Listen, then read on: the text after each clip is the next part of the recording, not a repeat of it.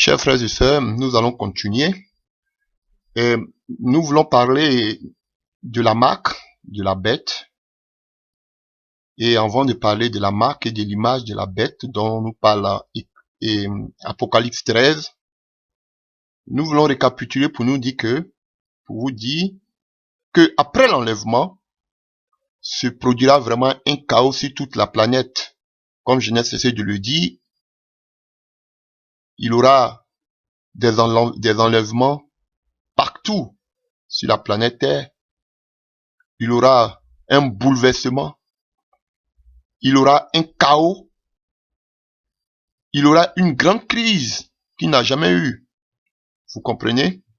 Et c'est à la suite de cela que un grand dirigeant charismatique se lèvera en Europe afin de répondre à cette crise qui venait de se produire, qui est l'enlèvement. Voilà. Et on verra que ce dirigeant charismatique, ce dictateur, s'engagera dans une alliance avec l'église de l'État. Cette église, quand on parle de cette cône qui avait deux images, c'est-à-dire, elle avait une image religieuse et en même temps une image civile. Et on sait que l'église romaine s'occupait des œuvres religieuses et en même temps se préoccupait aussi de la politique. Voilà.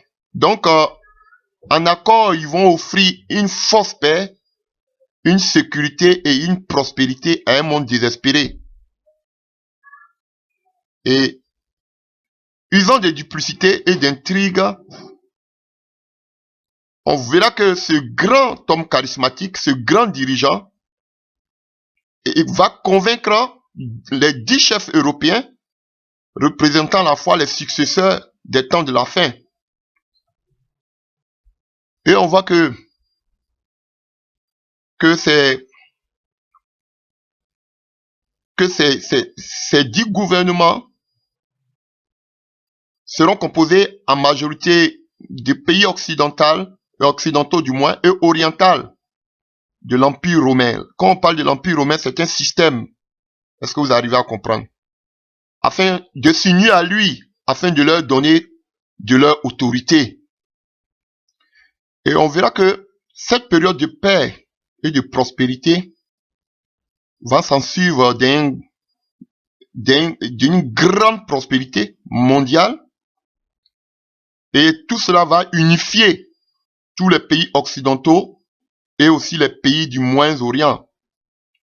Donc, on sait qu'au début de ce système, car ne l'oublions pas, que juste après l'enlèvement, selon Daniel 9, à partir du verset 27, on verra que ce grand dirigeant cherchera à faire une alliance avec Israël. Est-ce que vous arrivez à comprendre? Et qu'est-ce qui se passera? Et on verra que ce système va connaître une forte croissance dans le monde économique. Vous voyez? Et un marché mondial unifié. Donc ça veut dire qu'on aurait un gouvernement mondial. Il y aura les libres échanges. Il n'y aura plus de frontières. Ce sera la globalisation. Comme aujourd'hui, tout le monde aspire au nouvel ordre mondial, à la globalisation. C'est ce qui va se passer. Je me demande peut-être mais qu'il n'y aura plus de visa. Vous comprenez? Et tout cela sera plébiscité comme la solution à une prospérité universelle. Et tous ceux qui sont à la base de ce système se réjouiront pour un court moment. Voilà. Donc, et cela, ce que je suis en train de dire, nous pouvons le voir dans le livre d'Ézéchiel 27, Ézéchiel 27 et Apocalypse 18. Vous voyez? Donc, il aura une puissance, il aura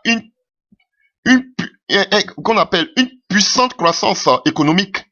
Il aura une prospérité sur la terre pendant 3 ans et demi. Frère, après l'enlèvement, il aura une croissance.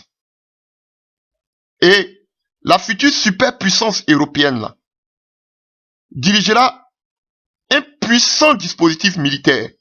Parce que n'oublions pas que ce grand dictateur, ce grand dirigeant, sera un stratège, sera un génie aussi militaire. Et on voit qu'il va envoyer toute son armée aux quatre coins du monde pour assurer la paix et la sécurité. Et vous allez voir le développement de la technologie moderne. Vous voyez, permettra de pouvoir diriger tout le monde entier. Et c'est cette technologie, c'est tout cet armement qui vont le pousser à aller faire la guerre au peuple d'Israël. Et nous voyons que tous les problèmes grandissants de ce monde seront traités sans concession. Ça veut dire tous les problèmes de ce monde seront traités sans... Il n'y aura pas de disparité, il n'y aura pas de racisme, mais ils géreront tous les problèmes de ce monde afin d'imposer à la fois une unité politique et religieuse à l'échelle mondiale, afin d'attirer, afin que tout le monde soit dans l'admiration, comme nous dit le livre de Apocalypse 13. Et on verra que l'imminence de cette superpuissance européenne va compter déjà sur les institutions mondiales qui existaient. Afin de les utiliser, ils vont les utiliser comme une structure politique à leur fin diabolique. Et il y aura d'importants développements partout, que ce soit dans le sphère politique, dans la sphère économique, partout dans tous les sphères, il y aura du succès, il y aura du développement, il y aura une croissance. Mais c'est plus dans le domaine de la religion que nous verrons des événements sans précédent. Voilà. Parce qu'on verra qu'à la longue, la religion sera considérée comme la solution pour amener les gens à une identité commune, requise pour mener à bien l'unité politique. Vous avez compris? Parce qu'on le voit dans le livre de l'Apocalypse, parlant de la deuxième bête, on nous dit que c'est cette deuxième bête qui a animé l'image de la première bête. C'est elle qui poussait tous les peuples à pouvoir adorer la bête. Est-ce que vous comprenez? Donc, le système religieux encourageait la bête, encourageait toute cette population mondiale à adorer la bête. Et c'est elle qui donnait vie à l'image de la bête. Et c'est elle-même qui a donné cette initiative afin que les hommes soient marqués du sceau de la bête. Et c'est en ce moment-là que des millions de gens de par le monde seront séduits, je vous dis la vérité, par une religion, moi je peux utiliser frénétique. On va voir que enseigné par un chef charismatique, qu'on appelle l'antichrist, le faux prophète, qui fera apparemment de grands signes et de grands miracles. Voilà. Plus préoccupés d'entendre les choses agréables que les véritables doctrines, les gens vont commencer à adorer aux fausses promesses de ces dirigeants qui annonceraient un âge d'or. Et nous voyons que ce faux système religieux qui prétend être chrétien, oui, mais qui proclame en réalité le message de Satan au lieu de l'évangile de Christ. Et on verra que ce faux système religieux qui est représenté en train de construire un modèle ou bien une image basée sur les instructions de l'ancien empire romain, l'ancienne Rome païenne, sur lequel, et qu'on appelle, ils vont calquer le modèle. Voilà. Sur lequel la papauté romaine et sa structure politique ont été bâties. Vous savez, une alliance de l'église et de l'État qui s'est poursuivie dans tous les temps passés. Nous savons que cette église babylonienne, romaine, était en même temps à l'état civil et en même temps religieuse. Et on voyait que l'église d'antan utilisait l'État pour renforcer la mise en application des édits religieux. Et en retour, l'église demandait à ses fidèles d'être royaux envers l'État. Et c'est des choses comme ça. Lorsque, dans le passé, l'église mettait des édits, ce sont des décisions prises. Vous comprenez? Comme dans les conciles, dans les grandes réunions, je ne vais pas parler des conciles aujourd'hui, ils s'appuyaient sur l'État pour mettre en application toutes ces lois qui étaient votées. Est-ce que vous comprenez? Et en retour, l'Église poussait tous ses fidèles qu'on appelle être loyal à l'État. Et c'est ce qui s'est passé sous qu'on appelle le règne de Constantin. Est-ce que vous comprenez? Donc, c'est cette même image du passé qu'ils sont en train de ramener, qu'ils vont ramener dans les derniers temps. Afin de soumettre tout le monde entier, toute la population mondiale, à l'adoration de la bête, comme nous le voyons dans le livre d'Apocalypse 13. Alléluia. Lisons maintenant le livre d'Apocalypse 13 à partir du verset 16. On nous parle de ce faux prophète. On dit que elle fait que tous les petits et les grands, les riches et les pauvres, les hommes libres et les esclaves reçoivent une marque sur la main droite et sur le front, et que nul ne peut acheter ni vendre sans avoir la marque, le nom de la bête ou le chiffre de son nom. Donc, la question que nous nous posons, c'est de savoir de quelle marque il s'agit-il? Ou un signe de l'Empire romain? Quelle est cette marque? Voilà. Donc ça veut dire que tous ceux qui ne seront pas enlevés, c'est-à-dire les chrétiens rétrogrades, ou tous ceux qui vont rester sur la terre, la Bible nous dit que il serait important pour tous ceux-là qui voudraient participer au système économique de Babylone la Grande, d'avoir cette marque. Comme on l'a vu, on l'a lu tout à l'heure dans le livre de Apocalypse 13, versets 16 à 17. Vous comprenez? Bon, mais la Bible dit cependant, ceux qui vont accepter par leur action cette marque-là, emmènera aussi le courroux de Dieu sur ces personnes. On peut le voir dans le livre de l'Apocalypse 14, versets 9 à 10. Apocalypse 14, versets 9 à 10. Je peux le lire. Un troisième ange les suivit en disant d'une voix forte, si quelqu'un se prosterne devant la bête et son image et reçoit une marque sur le front ou sur la main, il boira lui aussi du vin de la fureur de Dieu. Est-ce que vous arrivez à comprendre? Donc, tous ceux qui vont accepter cette marque-là vont recevoir aussi la colère de Dieu. Est-ce que vous arrivez à comprendre? Donc, quelle est cette marque? On voit que l'histoire se répète. La Bible nous parle du roi Nebuchadnezzar qui avait établi, qui avait dressé, qu'on appelle une statue, et il voulait que tout le monde se prosterne devant cette statue pour l'adorer. C'est la même chose ici, et c'est le même système babylonien. Vous comprenez? Voilà. C'est le même système babylonien, cette confusion, parce que Babylone symbolise la confusion. C'est cette confusion-là qui revient. Il n'y a rien de nouveau sur le soleil, comme dirait Salomon. Mais quelle est l'image? Quelle est cette marque? Alléluia.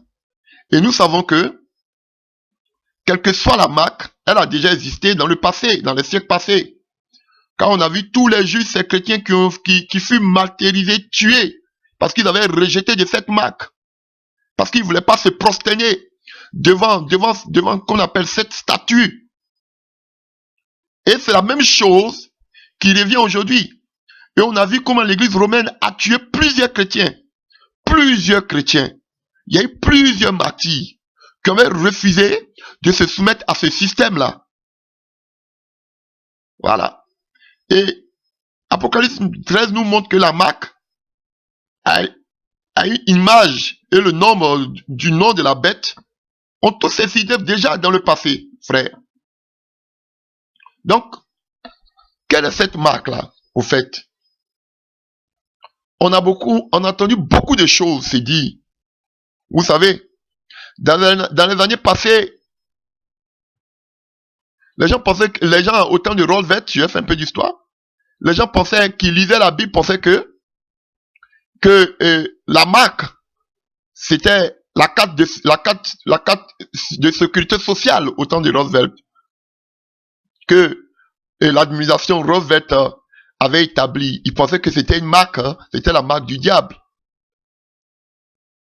Donc, d'autres personnes se sont dit que peut-être ce sont les codes barres lisibles par des scanners. Donc ça allait être des codes barres lisibles par des scanners, cette marque-là. Si c'était pas la carte de sécurité sociale, ça va être peut-être des codes barres qu'on pouvait lire seulement qu'à partir du scanner. D'autres encore ont encore soupçonné que ce sont des cartes bancaires. Oui, avant c'était le troc, après il y a eu la monnaie fiduciaire, maintenant il y a les cartes bancaires, après ils vont annuler les cartes bancaires, maintenant ce sera une marque qu'on va mettre dessus, qu'on appelle, et beaucoup s'attendaient encore à une sorte de tatouage, ou bien des innovations technologiques, ou bien on allait mettre une minuscule puce informatique qu'on allait implanter sur la peau, à l'insu de la population. Mais je pense pas que ce sera la marque de la bête sera aussi visible. Vous portez vos regards un peu trop loin. Donc, nous allons essayer de voir plus ou moins dans la Bible, parce que la Bible s'explique par elle-même, d'essayer de voir au moins quelle est cette marque. Est-ce que c'est parce qu'on va avoir un signe sur nous, ou bien ce sera des codes barres, ou bien seulement que par la main, on arrive devant un ordinateur, on met la main et automatiquement, on pourra lire tout de nous, comme beaucoup le prétendent, ou bien tu viens avec le front devant un ordinateur, automatiquement, au laser, on lit. Mais quelle est cette marque, effectivement? Tout le monde a peur. Quelle sera cette marque? À ma manière, j'essaierai de donner ma contribution par rapport à ce que c'est que la marque. Donc, quand on continue un peu plus loin, dans le livre d'Apocalypse 14, verset 10 que je viens de lire, ce passage nous révèle que ceux qui recevront cette marque de la bête s'attireront la colère de Dieu. Alors que nous dit Paul dans le livre de Colossiens 3, verset 6, il nous dit que la colère de Dieu vient sur les fils de la rébellion. Donc la marque de la bête est donc une marque de désobéissance à Dieu. Tous ceux qui vont prendre cette marque, ce sont des personnes qui désobéissent à Dieu au profit qu'on appelle de ce système romain babylonisé. Parce que quand on prend le livre d'Apocalypse 13 à partir du verset 3, il dit ici que toute la terre fut remplie d'admiration pour la bête. Frère, à partir du verset 4, on dit que toute la terre se prosternait devant la bête en disant qui est semblable à la bête et qui peut le combattre. Frère, vous avez vu? Donc des gens vont délaisser la parole de Dieu pour suivre la bête. Et tous ceux qui vont prendre le signe de la bête, ce sont des gens qui sont en désobéissance avec la parole de Dieu, qui vont suivre de façon volontaire la bête. Et ces personnes-là seront marquées. Mais quelle est effectivement cette marque? Et le même passage d'Apocalypse 13 explique que la marque de la bête est un signe de désobéissance à Dieu. Et cette marque sera appliquée sur la main ou sur le front. Donc, nous allons prendre un passage biblique qui nous explique plus ou moins le front et la main. Qu'est-ce que cela signifie? Et nous voyons cela dans le livre de Deutéronome 6, à partir du verset 1 à 8. Deutéronome 6, à partir du verset 1 à 8. On voit que voici le commandement, les prescriptions, les ordonnances que l'Éternel votre Dieu a commandé de vous enseigner, afin que vous les mettiez en pratique dans le pays dans lequel vous allez passer pour en prendre possession, afin que tu craignes l'Éternel, ton Dieu, en observant tous les jours de ta vie, toi, ton fils et le fils de ton fils, toutes ces prescriptions et tous ces commandements que je te donne, et afin que tes jours soient prolongés. Tu les écouteras donc, Israël, et tu les observeras pour les mettre en pratique. À partir du verset 4, vous pouvez continuer vous-même. Écoute, Israël, l'Éternel, notre Dieu, l'Éternel est un. Vous voyez, la prière quotidienne en Israël, le Shema Israël. Vous voyez, on a chose, on a Dieu qui est un, notre Dieu qui est un. Verset 5, tu aimeras l'Éternel ton Dieu de tout ton cœur, de toute ton âme et de toute ta force. Et ces paroles que je te donne aujourd'hui seront dans ton cœur. Écoutez bien. Ces paroles-là seront gravées sur la table de ton cœur. Comme Dieu a gravé ces paroles-là qu'on appelle, si c'est Pierre qui l'a remis à Moïse. Voilà. En Exode 19. Et vous voyez, à partir du verset 7, tu les inculqueras à tes fils et tu en parleras quand tu seras dans ta maison. Quand tu iras en voyage, quand tu te coucheras et quand tu te lèveras. Tu les lieras, écoutez bien le verset 8, tu les lieras comme un signe sur ta main et elles seront comme des frontaux entre tes yeux. Donc vous voyez, il n'y a rien de nouveau. Donc, au verset 8, on nous dit que il doit y avoir un signe sur notre main et un signe aussi sur notre front, entre nos yeux. C'était déjà dans la Bible. Mais que peut symboliser la main et que peut symboliser le front? Pourquoi ce signe doit être expressément sur notre main et sur notre front? Qu'est-ce que cela veut dire? Donc, la main symbolise les actions que pose l'homme. La main, elle symbolise toutes nos actions, tous nos efforts. Alléluia. Que nous allons prendre pour adorer. La main. Alléluia. Et le front, il est le siège de l'intellect. C'est là, la conscience, la connaissance. Tout se passe au niveau de notre front. L'intelligence, le cerveau. Donc, l'obéissance à Dieu implique à la fois nos œuvres, la main, et nos pensées. Frère, est-ce que vous arrivez à comprendre? Donc, ce qui veut dire que tous ceux qui vont vouloir se soumettre à la marque, à la bête, ce sont des gens qui vont adorer Dieu, adorer du moins cette bête, avec tous les efforts, avec tout ce qu'ils ont, et avec toutes les consciences. Donc toutes les consciences seront marquées, tous les efforts seront marqués, dirigés, puisqu'on a vu qu'ils étaient dans toute l'admiration de cette bête. Frère, c'est pas parce que forcément il aurait un signe sur ton front ou bien sur ta main, mais ça veut dire que tous tes efforts, toute ton âme, tout ton corps sera vendu, toutes tes pensées seront marquées par la domination de cet empire. Vous serez en quelque sorte des esclaves. C'est ce que cela veut dire. Parce que toutes tes pensées seront achetées, toutes tes mains, tes œuvres seront aussi souillées, tes pensées souillées, tes œuvres souillées par qu'on appelle ce système romain. C'est ce que cela veut dire. C'est pas parce que tu auras une marque en tant que telle dans la main droite ou sur le front. Mais toutes tes pensées, tout ton intellect, ta conscience, ta connaissance et tous tes efforts, tes actions seront à l'ordre, sous l'ordre de l'ennemi. La question que vous allez me poser, mais comment cela est possible? Parce que vous serez conscient. Comment on peut vous berner jusqu'à ce point? Je peux vous donner un exemple terre à terre. Pour vous dire comment vous pouvez être marqué dans vos pensées et dans vos efforts. Je peux donner un exemple terre à terre. Comme on parle de la Babylone, on va aller dans l'ancienne Babylone, un exemple terre à terre. On voit que dans l'ancienne Babylone, ils avaient des hauts lieux pour adorer leur dieu soleil, qu'on appelait Bel Madouk, un exemple. Vous voyez? Et on a vu que ceux qui ont succédé à Babylone, un autre exemple, c'était les Perses, puis les Hellénicites.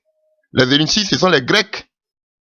Et Rome, vous voyez, dans la chose de Daniel, dans la prophétie de Daniel, on le voit, les 4 empires Babylone, Perse, Mède, les Hellénicites qui sont les Grecs d'Alexandre le Grand et Rome. Et vous voyez que dans chaque royaume, dans ces empires qui se sont succédés, ils ont tous adoré le dieu soleil. Un exemple, pour vous dire comment vous pouvez être marqué. Et on voit que la Babylone adorait déjà le dieu soleil qu'on appelle Bel Madouk. Ceux qui les ont suicidés, ce sont les Perses. Vous voyez? Eux aussi, ils adoraient le dieu soleil, le dieu de la lumière, qu'on appelait Mitra. Ouais, ils adoraient Mitra. Vous voyez? Le dieu de la lumière, le dieu du soleil. Et vous comprenez? Et quand le royaume hellénicite, qui sont les Grecs avec Alexandre le Grand, viennent au pouvoir, terrassent les Perses et les Mèdes, on voit que lui aussi, à son tour, ils adoraient ce dieu Mitra, ce dieu soleil, la lumière, ce dieu Mitra, des Pex, que eux ils appelaient en grec le dieu Hélios, le dieu du soleil. Et n'oublions pas que Alexandre le Grand voyagea en Égypte jusqu'à dans un temple qu'on appelle un temple d'Amon-Ra. Vous voyez, où ce temple-là était dédié au dieu soleil.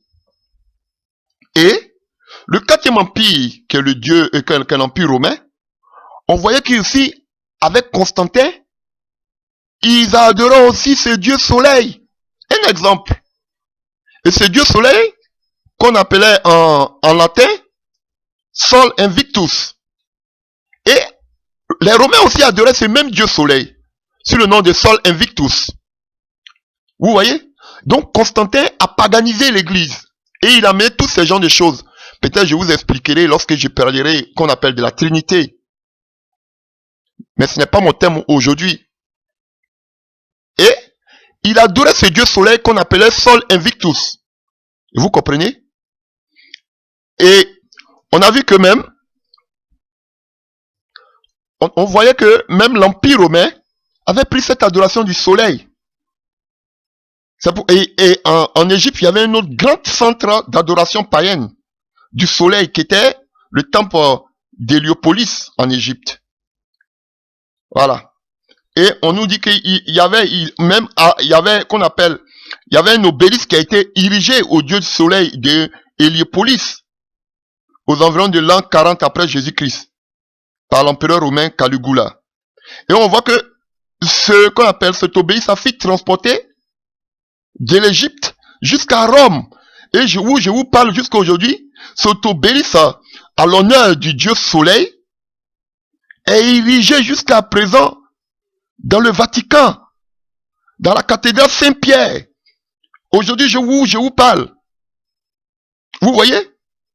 Et on voit que même Néron, celui qui a beaucoup persécuté l'église chrétienne en son temps, qui a tué même Pierre et Paul, il avait une maison dorée aussi, au nom du soleil. Je vous prends des exemples pour vous dire comment vous pouvez être marqué. Et aujourd'hui, de nos jours, quand vous prenez, on a vu que Constantin a annulé, je ne suis plus sur le sabbat, mais a annulé même le sabbat des juifs qui était le samedi, mais qui voulait forcément qu'on prie le dimanche. Pourquoi? Parce que le dimanche, il adorait son dieu soleil, Sol Invictus. Est-ce que vous comprenez? Et pour ceux qui comprennent l'anglais, quand vous prenez Sunday, Sun, le jour du soleil, Day, jour du soleil. En allemand, vous allez voir Sonntag, Sonne qui est le soleil, puis Tag qui est le jour. Et vous voyez que jusqu'à aujourd'hui, toutes ces églises, que ce soit catholiques ou bien, je sais pas, romaines ou bien évangéliques, protestants, toutes ces églises, aujourd'hui sont sur cette marque. Tout le monde prie le dimanche. Mais ça vous a marqué. Le front, vos pensées ont adopté cela. Vos mains, vos actions ont adopté cela. Et tous les dimanches, vous partez adorer. Alors que le dimanche, c'était un jour qui a été érigé par Constantin à l'honneur du dieu Sol Invictus, le dieu soleil. Vous voyez comment depuis Babylone jusqu'à aujourd'hui, cela vous avez été inculqué. Donc, c'est de la même manière que cela arrivera dans la fin des temps, frère. C'est pas dit que ce sera de façon magique qu'ils vont venir vous inculquer ou bien vous forcer.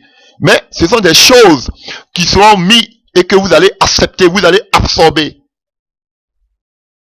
Donc, si vous êtes vraiment intéressé par cela, Dieu voulant, si je suis encore en vie, nous parlerons de cela. Et lorsque je parlerai de la Trinité, parce que je ne suis pas un trinitaire. Pour moi, Jésus est Dieu et je vais vous démontrer cela bibliquement. Donc, lorsqu'on parlera de ce thème, je vais plus enseigner là-dessus. Donc, on a parlé plus ou moins de la marque qui devait être sur le front et sur la main. On nous dit aussi qu'elle a animé l'image de la bête. Et nous avons vu que la seconde bête mentionnée dans Apocalypse 13 n'est autre que l'église de Rome. Tandis que la première bête mentionnée est l'Empire romain. Voilà. Donc, l'Empire romain et son faux prophète. Donc, on voit que l'église de Rome et son faux prophète, la seconde bête en Apocalypse 13, donc, ordonnant qu'une image de la première bête, l'Empire romain, prenne forme. Donc, on se pose la question de savoir déjà, qu'est-ce que c'est qu'une image? L'image, c'est quoi? Façon terre à terre d'un dictionnaire. On voit que c'est une copie, une maquette. Ça peut être aussi une représentation, quelque chose de similaire ou homologue. Vous comprenez? Voilà. Donc, c'est une copie de l'image de la bête. Donc, c'est une copie de l'Empire romain. Vous comprenez? Donc, l'image de la bête est donc une chose homologue à l'Empire romain. Si vous voulez, si je veux parler en français courant, c'est quelque chose de façonné d'après le royaume ou le gouvernement romain. Voilà. Et Apocalypse 13 nous montre que la fausse église, la seconde bête, oblige tous les gens à faire preuve de royauté et à adorer l'image. Donc, cette structure religieuse-là, elle a été organisée d'après l'ancien empire romain. Elle était. Et on voit comment elle a causé la mort de beaucoup de ceux qui refusaient d'adorer. Vous voyez dans ce passage, à partir de Apocalypse 13, verset 15, on dit, tous ceux qui refusaient d'adorer cette image furent tués. Est-ce que vous arrivez à comprendre? Qui a tué plus de chrétiens dans le passé, des véritables chrétiens? Qui? Tous ceux dans le passé, dans l'Antiquité, qui refusaient simplement d'adhérer au système, ils étaient déclarés anathèmes, maudits par l'Église. Frère, je vous dis, ils étaient considérés comme des ennemis de l'État. Donc, ils avaient affaire directement au gouvernement civil. Et c'est comme ça qu'au 1er siècle, l'Empire romain fut autoritaire et ils ont tué beaucoup de véritables chrétiens. Beaucoup de véritables chrétiens sont morts. Cette église romaine a tué plus de personnes, même comme la guerre, la première et la deuxième guerre mondiale. Tellement qu'ils ont persécuté les véritables chrétiens dans l'Antiquité. Et ici, la Bible nous dit que ils ordonnaient de ce que tous ceux qui n'adoraient pas à cette image furent tués. Donc, ce sont les choses qui ne font que se répéter. Parce que cette même église dans l'Antiquité a tué beaucoup de chrétiens, de véritables chrétiens. Et c'est la même chose qui se répète aujourd'hui. C'est ça l'image. Est-ce que vous comprenez? C'est une représentation, une maquette de ce qui c'était autrefois. De ce système romain-là. Donc, ceux qui vont pas vouloir accepter cette marque, qui vont pas vouloir adorer, comme ça se répète aussi dans le livre, on voit dans le livre de Genèse, je dis non, dans le livre de Daniel, du moins. Et quand on a érigé ces statues, tous ceux qui refusaient de se prosterner devant ces statues étaient mis à mort. Et on a vu les amis de Daniel, Shadrach, Meshach, Abednego, qui furent jetés dans la fournaise ardente parce qu'ils refusaient de se prosterner devant cette statue. Et c'est la même manière ici. Tous ceux qui ne vont pas adorer cette image seront mis à mort. Ce sont les mêmes choses qui se répètent, frère. Donc nous avons parlé de la marque, nous avons parlé aussi de l'image. Nous voulons parler maintenant de quelque chose aussi qui fait peur, dont tout le monde a peur. C'est le nom de son nom. Vous comprenez? On le voit dans le livre d'Apocalypse 13. Nous l'avons lu tout à l'heure. Et à partir du verset 18, à partir du verset 17, et que nul ne puisse acheter ni vendre sans avoir la marque, le nom de la bête ou le chiffre de son nom. C'est ici la sagesse que celui qui a de l'intelligence calcule le chiffre de la bête, car c'est un chiffre d'homme, et son chiffre et 666. Qu'est-ce que nous pouvons dire par cela? Quel est le mystérieux nombre du 666? On voit que chacun a donné des solutions. Chacun a essayé d'étiqueter. Chacun a essayé de déchiffrer. Chacun d'entre nous dans ce monde a essayé de faire des recherches pour essayer de voir ce que c'est que ce nom, ce nombre. Qu'est-ce que cela veut dire? D'autres se sont référés à Timothée, où on voit dans les derniers temps, oui, on voit 18 divisé par 3, ça fait 666. D'autres ont pris le mot catholique, catholicisme.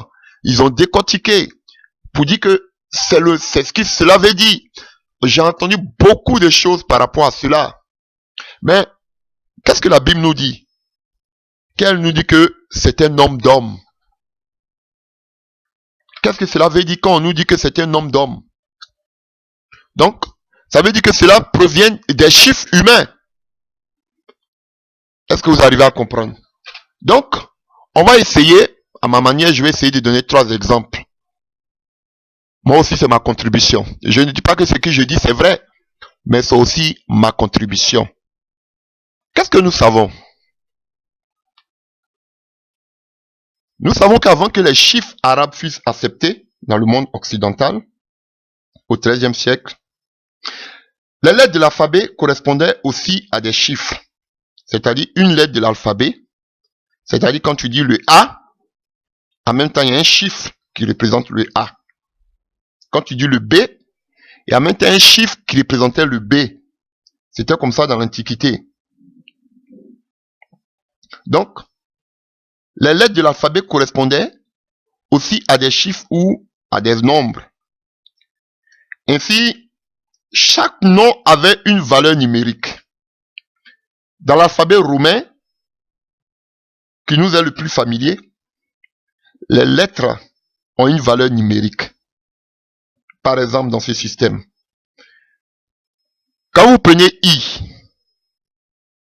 I, sa valeur numérique c'est 1. Quand vous prenez V, sa valeur numérique était 5. Dans l'alphabet romain. Quand vous prenez le X, sa valeur numérique était 10. Et ainsi de suite. Alors que nous savons que la Bible a été écrite en grec et en hébreu. Et puis une petite partie du livre de Daniel en araméen. Et on voit que ces deux langues utilisaient un système similaire. Est-ce que vous arrivez à comprendre? Donc, pour parler de ces chiffres de 666, il y avait un homme qu'on appelait Polycarpe, qui était le disciple de l'apôtre Jean, qui écrit l'Apocalypse. Donc, il a proposé une solution. Lui aussi, depuis l'Antiquité, chacun essayait de décortiquer ce que c'est que ces chiffres. Donc, les gens ce qu'il a dit, on a vu qu'au IIe siècle, il y avait aussi un père de l'église, qu'on appelait Irénée, aussi qui a repris la même chose. Et qu'est-ce qu'ils ont dit? Ils ont dit que le nombre de 666 est contenu dans les lettres grecques de latainos. Latainos. Et quand le latainos en grec était un terme grec qui se référait aux Romains, au système romain.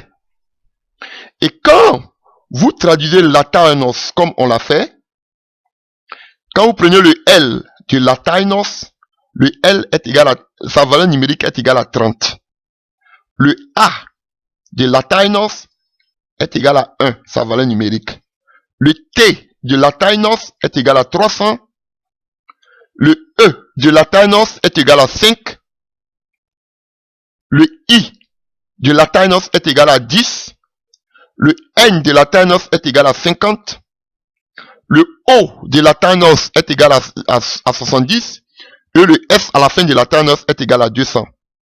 Donc, si vous faites l'addition, cela fait 666. Donc, il est intéressant de constater que cette expression grecque signifie le royaume latin ou le royaume romain, qu'on peut encore appeler latine, Basilea, en grec. Donc, qui a une valeur aussi numérique de 666. Est-ce que vous arrivez à comprendre? Donc, parce que on voit que les écrivains grecs appelaient communément l'Empire romain de cette manière. Donc, n'oublions pas que le livre de l'Apocalypse fut originellement écrit en grec dans la langue parlée par les églises grecques de l'Asie mineure. Voilà. Parce qu'on sait que Jean a été mis sur l'île de Patmos. C'était à l'Asie mineure. Bon. Donc, ça c'est la première explication selon Polycarpe, qui était le disciple de Jean qui a écrit l'Apocalypse, dont il pense que quand tu prends le latinos pour représenter le royaume romain, cela tombe 666. Une deuxième explication, cela vient du nom Néron. Qui était Néron? Néron était un empereur romain qui mourut même 25 ans avant que l'apôtre Jean eût écrit l'Apocalypse. Bien que Néron fût mort, son royaume était organisé selon le système romain des temps de la fin. On voit qu'il était arrivé au pouvoir en promettant des réformes constitutionnelles et un retour à l'âge d'or d'Auguste. Mais plus son pouvoir grandissait, plus il devenait cruel et despotique, cet homme-là. Voilà. Puisqu'il vivait dans une atmosphère de conspiration. Donc il a abusé de sa puissance, et cet homme-là, il fut responsable de la plus grande persécution officielle, entre parenthèses, de l'État romain contre les chrétiens pendant son règne. C'est le roi qui a plus tué des chrétiens, ce roi romain-là. C'est lui qui a plus tué des chrétiens. On le voit même dans le livre des Actes des Apôtres. Vous comprenez? Il a plus tué les chrétiens. La plupart des apôtres, dont Pierre et Paul, furent martyrisés. Vous comprenez? Et il s'appelle Néron Kaiser. Et Kaiser, en allemand, ça veut dire le roi. Ou bien, on l'appelait Néron César. Voilà. Donc, qu'on appelle son nom en grec, celui qui a martyrisé beaucoup de chrétiens, son nom fait 666. Le roi Néron, qui a martyrisé les chrétiens, qui a tué les chrétiens. Et vous voyez, on voit que le nom de Rome, romain, ce système romain, représente 666. Et on voit encore que celui qui a plus tué les chrétiens, Néron, cet empereur romain, aussi son nom en grec fait 666. Et on voit encore la troisième proposition, celui qui a fondé la ville qu'on appelle Rome, la ville sur les 7 collines. Le fondateur de la Rome antique s'appelait Romulus. Est-ce que vous arrivez à comprendre? Et on voit que tous les mots Rome, romain sont dérivés de son nom. Donc, le nom, que c'est son nom en hébreu et son nom en latin. Romulus, c'est écrit Romiite en hébreu. Quand on additionne ces lettres, Rach 200, Vav, Fao 6, même 40, Yod 10, on voit que Yod 10, Tao 400, on voit que, je passe rapidement, mais vous pouvez aussi faire des recherches, on voit que son nom, c'est 666. Donc, frère,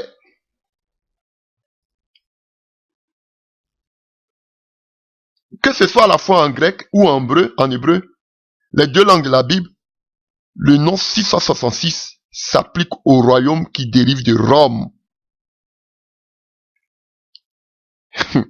C'est puissant, hein? Alléluia. Donc, il est important de comprendre que le système romain est déjà marqué du nombre de 666. Déjà depuis sa base. Depuis Romulus qui a créé Rome. Depuis déjà, qu'on appelle le nom même romain. Déjà qui symbolise cette marque. Et déjà, cet empereur Néron qui a tué plein de chrétiens. Comme jamais quelqu'un a tué. Voilà. Donc, celui aussi, son nom aussi porte, aussi qu'on appelle Et son nom aussi est composé de ces chiffres-là. Et on voit qu'il y avait l'édit de Milan. Voilà. Après Néron, on a vu qu'il y a eu l'édit de Milan sur Constantin qui a aboli vraiment la persécution contre les chrétiens. Et peut-être qu'il a aboli aussi la persécution contre les chrétiens parce qu'il se disait qu'il était chrétien alors que lui-même en bas c'était un idolâtre du dieu Sol Invictus, du dieu Soleil. Ou bien Ra, si vous voulez. Voilà. Amon-Ra d'Égypte. Vous comprenez? Donc, cette ville est marquée du signe de la bête. Frère, ce sont des révélations. Voilà. Peut-être que je serai tué, mais je prêche la vérité de Dieu. Donc, cette ville est marquée du signe de la bête. Et en Apocalypse 17, la Bible nous parle d'une femme. Et tous on parle de ça avant de terminer dans la grande tribulation et continuer notre enseignement. C'est important que nous connaissions ça, ce sont les grandes lignes de l'Apocalypse. Je lis au nom de Jésus-Christ, Apocalypse 17, verset 1. Puis l'un des 7 anges qui tenait les 7 coupes vint et m'adressa la parole. Viens, je te montrerai le jugement de la grande prostituée assise sur des grands eaux. C'est avec elle que les rois de la terre se sont livrés à l'inconduite et les habitants de la terre se sont enivrés de son vin et de son inconduite. Il me transporta en esprit dans un désert et je vis une femme assise sur une bête écarlate pleine de noms de blasphème et qui avait 7 têtes et 10 cornes. Cette femme était vêtue de pourpre et d'écarlate et parée d'or, de pierres précieuses et de perles. Elle tenait à la main une coupe d'or remplie d'abominations et des impuretés de son inconduite. Sur son front était écrit un nom, un mystère, Babylone la grande, la mère des prostituées et des abominations de la terre. J'ai vu cette femme ivre du sang des saints et du sang des témoins de Jésus. À sa vue, je fus frappé d'un grand étonnement. Et l'ange me dit, pourquoi t'étonner? Je te dirai le mystère de la femme et de la bête qui la porte et qui a les 7 têtes et les 10 cornes. La bête que tu as vue était, elle n'est plus. Elle va monter de l'abîme et s'en aller à la perdition. Et les habitants de la terre dont le nom n'a pas été écrit dès la fondation du monde dans le livre de vie s'étonneront à la vue de la bête parce qu'elle était et qu'elle n'est plus et qu'elle réparatra. Il faut ici l'intelligence qui a de la sagesse. Les 7 têtes sont 7 montagnes sur lesquelles la femme est assise. Ce sont aussi 7 rois, 5 sont tombés, l'un existe, l'autre n'est pas encore venu, et quand il sera venu, il doit rester peu de temps. La bête qui était et qui n'est plus, elle-même un 8e roi. Elle est aussi l'un des 7, et elle s'en va à la perdition.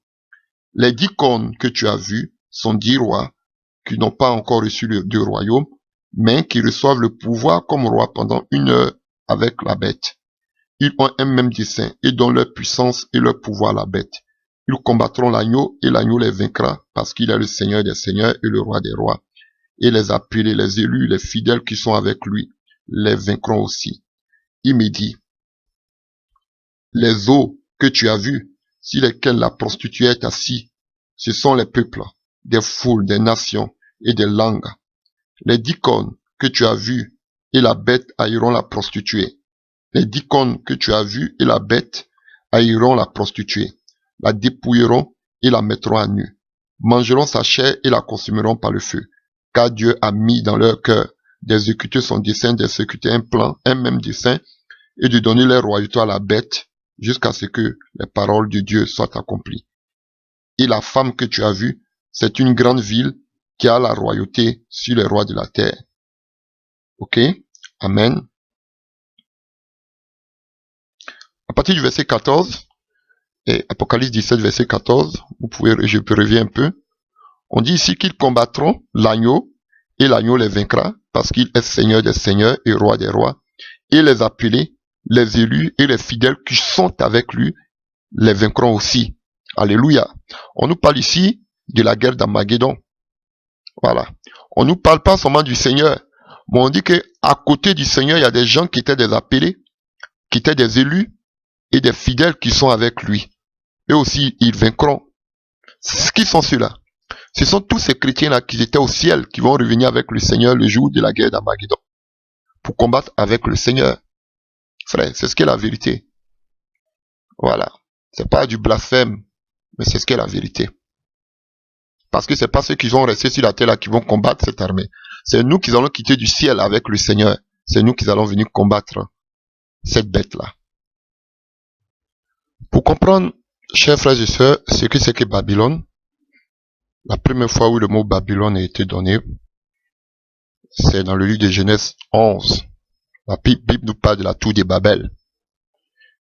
La Bible dit que, à partir du verset 1, Genèse 11, que toute la terre avait une seule langue et les mêmes mots, comme ils étaient partis de l'Orient, ils trouvaient une plaine au pays de Shinia et ils habitaient.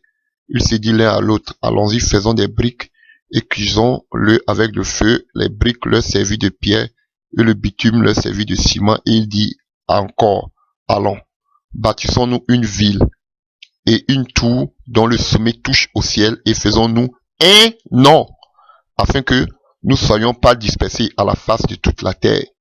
Donc, vous voyez la ville, une ville, et puis et une tour, la tour qui symbolise le système religieux, et la ville qui symbolise le système politique, économico-politique, vous voyez. Et tout ça, c'était Nimrod qui était à la base de tout cela. Donc, vous voyez déjà le système babylonien. On voit qu'il voulait bâtir une ville, le système politico-économique, pour ne pas dire politique, et une tour qui symbolisait le système religieux. Pareil, comme cette conne qu'on voit ici, comme ces bêtes qu'on voit ici, comme cette prostituée qu'on voit ici, qu'on appelle la Grande Babylone. On va le voir, c'est une église, c'est une femme qui est représentée comme une église, qui s'occupe en même temps des œuvres religieuses et en même temps de la politique. Vous comprenez? Tout ne fait que se répéter. Et qui était Nimrod? Donc cette ville qu'on appelle ici Babel est aussi appelée Babylone. Et cette ville-là a été bâtie par Nimrod. Donc, chers frères et sœurs, on voit que Babylone est dérivé de Nimrod, le premier tyran après le déluge qui s'est rébellé contre Dieu et ses lois. Et on voit que Nimrod a introduit un système de gouvernement humain tel que le nouvel ordre mondial. Il était un tyran et il cherchait à construire un gouvernement mondial unique. Il voulait que tout le monde se mette ensemble afin d'aller jusqu'au ciel et afin de se donner un nom. Frère, selon les voies du diable. Donc, Babylone était une contrefaçon historique de Satan qui voulait copier le monde de Dieu. Est-ce que vous arrivez à comprendre? On voit même que Abraham, le patriarche, était un homme qui était né en Ur, en Chaldée. Une ville aussi qui faisait partie du royaume de Babylone en temps. Et de là, en Genèse 12, Dieu lui dit de sortir de Babylone pour aller où? Dieu l'a envoyé vers Melchisedec, qui était le roi de Salem. Et on sait que Salem, en ce temps-là, c'était la ville de paix. Et c'était Jérusalem. Donc Abraham aussi habitait là, dans le royaume aussi de Babylone, jusqu'à ce que Dieu lui dise de sortir de Babylone. Est-ce que vous arrivez à comprendre? Et c'est la même chose dans le livre de l'Apocalypse. Voilà. Et le Seigneur nous demande aussi de sortir du milieu d'elle, de cette Babylone-là, comme en Apocalypse 18, verset 4. Comme Dieu aussi a dit à Abraham de sortir de Babylone. Voilà. Donc nous sommes appelés à sortir de ce système qui ne glorifie pas le Seigneur, qui est déjà en place. Donc, on voit que c'est Dieu même qui est descendu pour détruire la tour de Babel. Donc, et on voit que à la suite de cela, c'est vrai que Dieu avait détruit la tour de Babel, mais la puissance de Babylone connut des hauts et des bas pendant plusieurs siècles. Et on voit que finalement au 7e siècle avant Jésus-Christ, la capitale assyrienne, qui était Ninive aussi, tout ça qui symbolise Babylone, tomba entre les mains des envahisseurs. Et encore, c'était encore le roi de Babylone qu'on appelle Nebuchadnezzar. Et on a vu que Nebuchadnezzar a dominé un des plus grands royaumes de la Mésopotamie. Et on a vu que il a fait beaucoup d'expansion, il a conquis beaucoup de royaumes, jusqu'à même à détruire Jérusalem, vers l'an 586, avant Jésus-Christ. Et on a vu même qu'il a détruit le temple de Dieu. Et lorsque ce royaume a détruit le temple de Dieu, il a capturé plusieurs jeunes et les a emmenés en captivité en Babylone. Et parmi ces juifs se trouvait Daniel. Vous connaissez l'histoire. Et on voit que, je vous fais un peu d'historique, à l'an 539 avant Jésus-Christ, un soir pendant qu'ils étaient en train de commencer les fêtes des trompettes, 70 ans, après le commencement du règne de Nebuchadnezzar, Daniel se tenait debout dans la salle de banquet, vous comprenez? Et Belshazzar, le petit-fils de Nebuchadnezzar, en Babylone, et avait reçu une vision comme ça, où il voyait quelque chose écrit sur une écriture en langue chaldéenne, écrit sur le mur. Et de là, Daniel a expliqué et qu'on appelle ce qui signifiait ces écritures. Et on a vu qu'à partir de cette nuit, la grande Babylone est tombée entre les mains des Perses. Vous comprenez? Donc, cette grande Babylone est devenue un lieu désert. Il était détruit. Mais le système en lui-même n'est pas mort, comme du temps de Nimrod. Voilà. Et il a continué cette volonté de s'unir, de former une puissance mondiale, dans l'unité mondiale de tous les hommes. Cette puissance-là continue jusqu'à aujourd'hui. De faire un seul peuple, une seule langue, comme on l'a vu dans le livre de Genèse 11. Il voulait faire un seul peuple, une même langue. Unir tout le peuple. Et c'est ce qui se fait aujourd'hui. Babylone était détruite. Mais aujourd'hui, cette vision demeure. Est-ce que vous arrivez à comprendre? Donc, on peut expliquer que le commencement du royaume de Babel fut créé par Nimrod, un dictateur, un tyran. C'est vrai que c'est détruit, mais dans les années à venir, on va voir l'incarnation, à la fin de ces temps, de ce royaume-là. Cette ancienne cité bâtie par Nimrod a été détruite, c'est vrai. Mais le système gouvernemental, religieux et économique continue encore. Et on sait que l'ancienne Babylone va susciter une nouvelle Babylone. Que le prophète Ésaïe appelle la fille de Babylone. Et vous le voyez dans le livre d'Ésaïe 47, verset 1. Donc frère, je vais vous expliquer parce qu'on nous parle de Babylone, la grande, elle est tombée. Donc, elle était tombée depuis le commencement. Mais elle s'est toujours relevée. Elle s'est toujours relevée jusqu'à la fin des temps. Une dernière Babylone encore va s'élever. Et c'est le Seigneur, de la même manière que Dieu a détruit la première Babylone, c'est comme ça que Jésus aussi va détruire la dernière Babylone. Donc, chers frères et sœurs, des milliers de personnes comparent cette prostituée à l'Antichrist. C'est que moi, je ne crois pas. Ce que je sais, c'est que cette grande prostituée sera détentrice d'un grand pouvoir. Et je dirais aussi qu'elle sera responsable de la mort de millions de gens dans le passé, comme elle était dans le passé. Elle fera encore mourir beaucoup de personnes dans le futur. Cette prostituée-là. Voilà. Donc, elle affectera vraiment de façon dramatique qu'on appelle tous ceux qui vont vivre à la fin des temps. Tous ceux, Israël, et tous ces chrétiens rétrogrades qui ne seront pas enlevés. Ils vont vivre vraiment des moments horribles de persécution. Et on sait que ce système-là, ça concerne un grand nombre des nations et des peuples. Quand on le voit, et il me dit, les eaux que tu as vues, sur lesquelles la prostituée est assise, ce sont des peuples, des foules, des nations et des langues. Apocalypse 17, verset 15. cette prostituée-là, elle sera présente jusqu'au second avènement de Jésus-Christ. Voilà.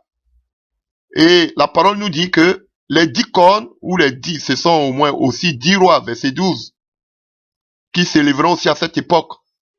Ils vont combattre contre l'agneau, mais l'agneau va les vaincre, parce qu'il est le Seigneur des seigneurs et le roi des rois. Et les appelés, les élus, les fidèles, se sont avec lui, aussi vaincront. Et nous savons que les 10 cornes ici, qu'il a vu, haïront la prostituée, la dépouilleront et la mettront à nu, et mangeront sa chair et la consommeront par le feu. Du verset 14 et 15 à 16. Et on voit ici que Jean nous dit que cette Babylone-là, c'est une ville. Et nous savons tous que c'est la ville de Rome. Et on nous dit que la bête domine aussi tout l'Empire romain avec ses sujets, avec tous ses peuples. Et bon, beaucoup disent que les 7 collines sont des dynasties établies par les empereurs romains depuis Auguste jusqu'à Domitien. D'autres rencontrent encore que c'est qu'on appelle ces 7 collines. On sait que ces 7 collines, d'autres disent encore que c'est la fourberie. C'est-à-dire comment ils vont user tellement qu'ils vont utiliser de ruses. C'est une ruse, alors qu'on sait que le 7, c'est la perfection. Donc, leur ruse sera tellement parfaite que vraiment, on ne pourra pas s'en passer. Parce que tellement qu'ils seront rusés. Donc, voilà pourquoi ils disent que ça représente les 7. Le chiffre 7, le chiffre de la perfection. Une parfaite ruse. Mais moi, je vois, pour ceux qui ont déjà mis pied à Rome, vous allez voir que Rome, effectivement, est assise au milieu, le Vatican assis au milieu de 7 collines. La ville de Rome est entourée de 7 collines. Voilà, moi c'est ce que je peux dire par rapport à ça. Voilà. Donc, on sait que les 10 rois sont les têtes d'État. Voilà. Qui sont impatients d'échapper à la soumission de la puissance, de la grande puissance colonisatrice. Vous voyez. Donc, nous convenons de dire que ici, la grande Babylone est la ville de Rome. Donc, nous voulons faire un éclairci pour dire que la femme est séparée de la bête. Elle n'a rien à voir avec la bête. Cette femme-là, la grande prostituée, c'est elle qui conduit la bête, la Babylone moderne. Et cette femme-là est distincte et séparée de la bête. L'empire qui est constitué des 10 derniers rois qui donneront leur puissance et leur autorité à un super dictateur, également appelé la bête. Voilà. Donc,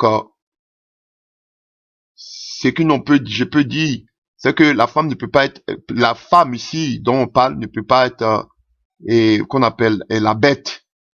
Voilà. Donc, elle peut pas conduire une bête alors qu'elle-même elle est la bête.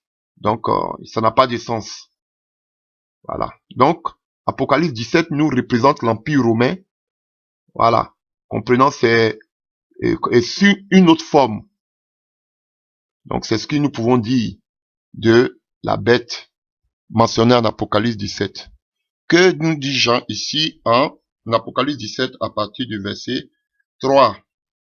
Il me transporta en esprit dans un désert et je vis une femme assise sur une bête écarlate, pleine de noms de blasphème et qui avait 7 têtes et 10 cornes. Cette femme était vêtue de pourpre et d'écarlate et parée d'or, de pierres précieuses et de perles. Elle tenait à la main une coupe d'or remplie d'abominations et d'impuretés de son inconduite. Donc, qui est cette femme? Nous voyons que dans le Nouveau Testament, le thème femme est utilisé comme symbole pour représenter une église.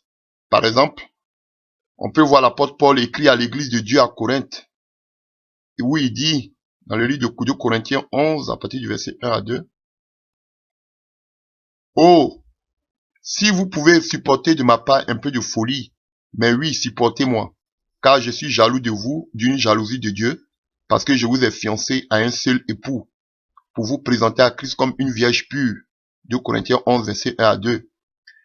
C'est vrai qu'il est clair ici que la véritable église est décrite comme la fiancée de Jésus-Christ, comme une femme engagée vis-à-vis de son fiancé qui est Jésus-Christ. On peut aller voir encore dans Ephésiens 5, verset 23 à 24. L'apôtre écrit l'apôtre Paul écrit toujours, car le mari est le chef de la femme, comme Christ est le chef de l'Église, qui est son corps, et dont il est le sauveur. Or, de même que l'Église est soumise à l'Église, et l'Église est soumise à Christ, les femmes aussi doivent l'être à leur mari, en toutes choses. Et on voit que, une fois encore, ici,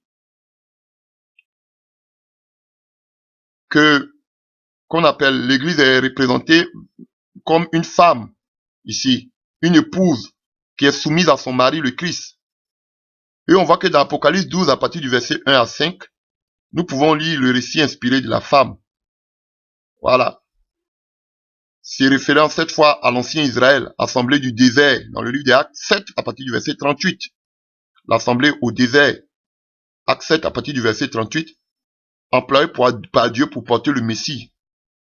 Voilà. Un fils qui doit naître, qui doit paître toutes les nations avec une veille de fer. Mais Apocalypse 12, verset 6, révèle l'histoire de la femme, maintenant l'église du Nouveau Testament, qui s'envole dans le désert, dans un lieu préparé par Dieu. Voilà. D'autres disent que ici, c'est Israël. Voilà. D'autres disent que c'est Israël ici, lors de la grande tribulation, qui sera épargné. Dieu va les conduire. Voilà. Dans des lieux sûrs, les 144 000. Mais d'autres représentent ici comme étant l'église. Mais ce que moi je sais, c'est que l'église est déjà enlevée. Bon. Ils disent qu'ici, c'est la véritable église de Dieu qui sera protégée pendant lui, personnellement, de la colère de Satan. Mais là, on parle d'Israël, qui est aussi comme une assemblée dans le désert. Voilà. Donc, d'autres disent que c'est l'église. Ceux qui ne croient pas à l'église, que l'église sera enlevée. Mais moi, je crois que l'église, elle est l'épouse, la fiancée. Voilà. Donc, on n'est pas encore mariés. Le Seigneur va venir nous chercher bientôt. Nous sommes la fiancée. Donc, on continue. Donc, Apocalypse 17, verset, Apocalypse 17. Donc, pour nous, il est évident que cette femme est en réalité une église. Mais cependant, une église assise sur une bête écarlate, à partir du verset 3. Voilà. Apocalypse 17, verset 3. Voilà. Et on voit que cette église, c'est une prostituée spirituelle. Voilà. Qui a conçu des alliances adultères avec les dirigeants et les rois de ce monde. On le voit au verset 2. Qui se prétend être chrétienne, alors que elle se préoccupe de la politique. Voilà. Avec tous ces dirigeants impies de ce monde. Donc, elle a créé des alliances adultères avec ces rois de ce monde, ces dirigeants, et les habitants de la terre. On dit qu'ils étaient spirituellement ivres à cause de ces faux enseignements. Et cette église mère, comme beaucoup l'appellent, la mentionnent, a donné naissance à des prostituées spirituelles, comme la Bible indique. Voilà. Elle agit mystérieusement comme les anciennes religions païennes, mystiques. Et voilà. Voilà pourquoi on parle de la grande Babylone et ses filles. Toutes ces églises confédérées, l'œcuménisme qui est en train de commencer, là où on voit toutes les religions qui se mettent ensemble, évangéliques, presbytériennes, tous ces orthodoxes, musulmans, bouddhistes, tous qui prient ensemble, c'est l'œcuménisme, l'abomination, c'est ça. Ils étaient tous ivres. Donc, l'Apocalypse 17 représente une femme qui représente une fausse église, une prostituée. Alléluia. En Apocalypse 17, verset 6, l'apôtre Jean disait, « Je vis cette femme ivre du sang des saints et du sang des témoins de Jésus-Christ. À sa vue, je fus frappé d'un grand étonnement. Des saints et des témoins. Nous savons que témoin, en grec, c'est martyr. Donc, cette grande prostituée était ivre du sang des saints. Donc, ce que nous savons de cette église, fausse église, cette grande Babylone, c'est une femme qui est également une grande église qui persécutrice. Voilà. Elle était ivre du sang des saints. Dites-moi, quelle est la grande femme déchue? Quelle est cette grande église? Cette église puissante qui est ivre du sang des saints, qui a tué beaucoup de chrétiens dans l'Antiquité, dans le passé, et qui va encore tuer beaucoup de chrétiens dans le futur. Quelle est cette église-là qui a tué les véritables enfants de Dieu jusqu'à aujourd'hui? Elle était ivre du sang des saints, persécuter les chrétiens. Tous ceux qui ne voulaient pas obéir à la marque, aux œuvres occultes des ténèbres, à cet œcuménisme, vous qui êtes dans les églises œcuméniques, tous ces gens-là, ils seront persécutés, tous ceux qui ne seront pas enlevés. Et si vous voulez, vous pouvez faire un peu de recherche pour voir que d'après l'histoire, vous pouvez lire des documents, qu'une grande église a persécuté des millions de gens au cours du Moyen Âge. Et vous pouvez essayer de voir si cette église encore existe aujourd'hui. Frère, on sait que le catholicisme romain est devenu le plus grand persécuteur de la foi que le monde ait jamais connu. Frère, c'est la vérité que je dis. On voit comment beaucoup d'hérétiques en Europe, dans les années 1227 à 1492, ont été tués par les Romains. Frère, par cette église, combien de personnes, de chrétiens, de véritables chrétiens ont été tués par cette église dans le passé? Et on voit que dans le livre de Daniel 7, à partir du verset 8, le prophète Daniel fut inspiré pour représenter ce système religieux comme une petite corne. Voilà. Et cette petite corne sortie du milieu d'elle, des quatre empires que nous avons vus. Et il dit de cette petite corne, et voici qu'elle avait des yeux comme des yeux d'homme, et une bouche qui parlait avec arrogance. Voilà. Et au verset 25, et même au verset 27 de ce même chapitre-là, Daniel fut inspiré encore en disant que cette petite corne-là, arrogante, et comme si elle parlait mal du Seigneur, prononçait des paroles contre le Très-Haut, et opprimait les saints du Très-Haut. Voilà. Et il espéra changer les temps de la loi, et les saints seront livrés entre ses mains pendant un temps, des temps, et la moitié d'un temps, 3 ans et demi. Puis viendra le jugement. Vous voyez, là maintenant on rentre. Voilà. On rentre dans la Marguedon, dans la grande tribulation. Et on peut remarquer que cette petite corne est distincte de l'empire païen au verset 24 de ce passage-là. On sait que ici, elle est en réalité une religion d'empire. Et on peut remarquer qu'aussi le chef humain de ce système repliant prononce les paroles arrogantes contre Dieu et qu'il persécute les véritables chrétiens. Voilà. Il veut changer toute chose. Et on sait que l'église catholique fait cela. Frère. Donc, c'est la vérité que nous sommes en train d'annoncer. Voilà. Donc, nous savons que cette petite corne de Daniel décrit une fausse église et en particulier son porte-parole qui prononcera des paroles arrogantes. Voilà. Et on voit que Dieu a inspiré Jean, l'apôtre Jean, voilà, qui décrit la résurrection de la bête finale, l'empire romain en Apocalypse 13. Voilà. Donc, il avait, en Apocalypse, on voit aussi qu'au verset 11 de l'Apocalypse 13, on dit que cette même bête-là aussi était comme un agneau, mais s'exprimait comme un dragon. Voilà. Son faux prophète qui opérait de grands miracles. Donc, chers frères, c'est ce que je pouvais dire en ce qui concerne la grande Babylone, qui est une religion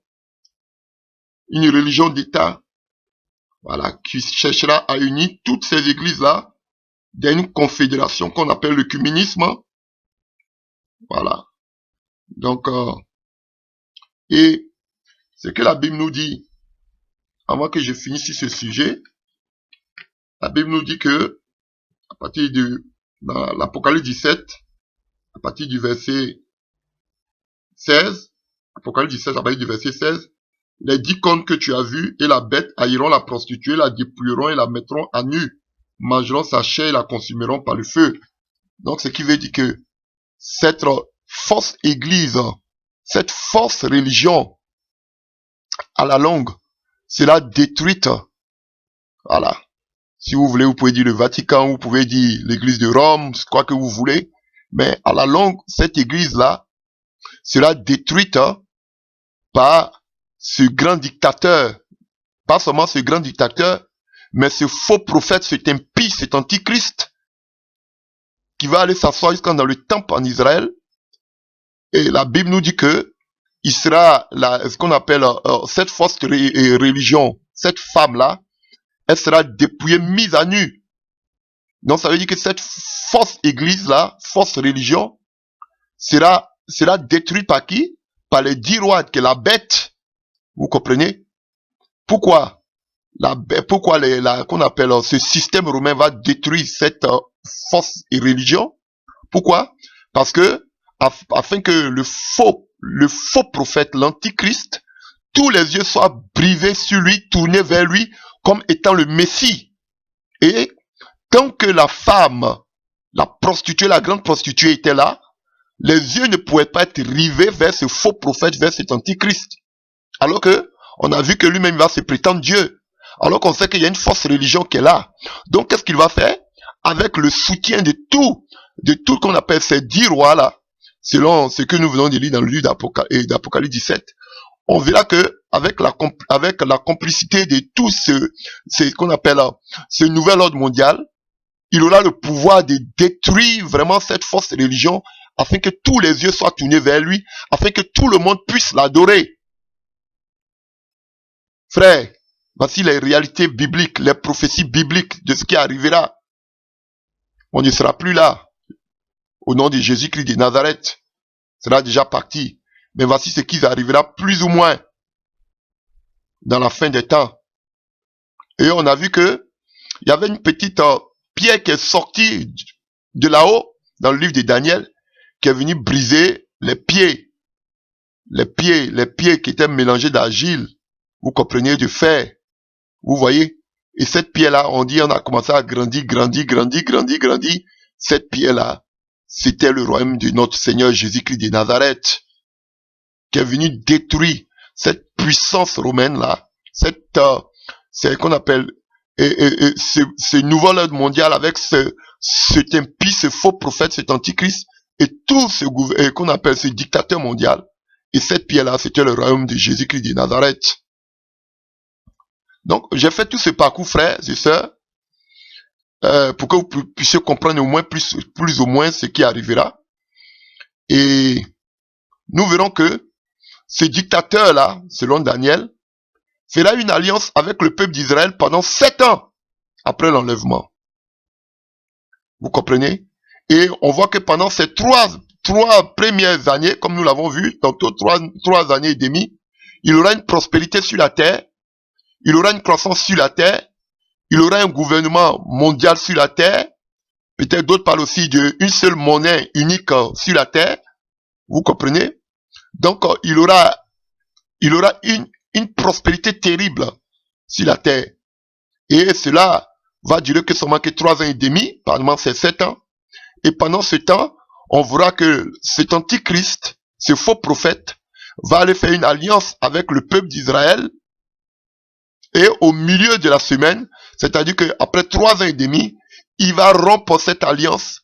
Lui-même, il va s'introduire dans le temple et demander à ce qu'on puisse l'adorer.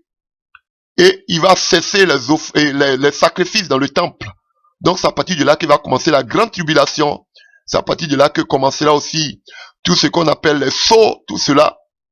Donc frère, et beaucoup disent que, donc si on doit cesser les sacrifices, ça veut dire que le temple sera rebâti pour qu'on puisse commencer d'abord, qu'on appelle les sacrifices, avant qu'on puisse les arrêter.